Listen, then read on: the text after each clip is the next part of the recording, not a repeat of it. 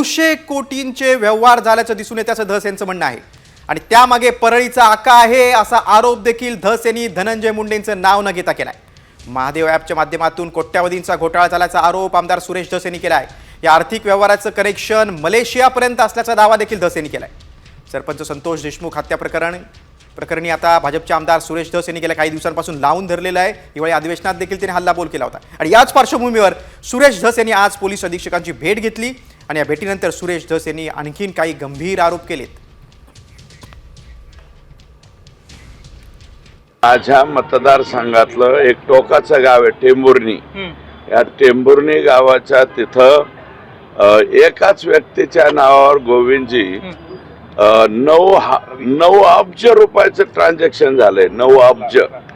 आता तुम्ही म्हणता 100 कोटीच्या वरती घोटाळा झाला तर ईडीची चौकशी लागली पाहिजे।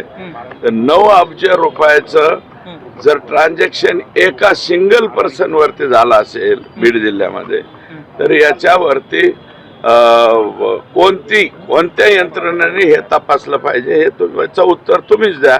म्हणजे अब्जावधी रुपयामध्ये घोटाळा हा महादेव ॲपच्या माध्यमातून बीड जिल्ह्यामध्ये झालेला आहे आणि त्याच्यावरती चांगले काम करणारे अधिकारी बाहेर काढले गेले आणि जे निष्क्रिय अधिकारी आहेत आणि आम्ही सांगू तेच करू आणि मग त्यांनी एवढ्या मोठ्या या घटनेमधल्या आरोपींचे जामीन करून देणे, त्यांना सहकार्य करणं, काही आरोपींची आणि त्याची लिंक मलेशियापर्यंत जाते थेट। की मी आज माझं लेखी पत्र दिलंय, बीड जिल्ह्यातील पोलीस दलाच्या पोलिसांची यादी मला द्या।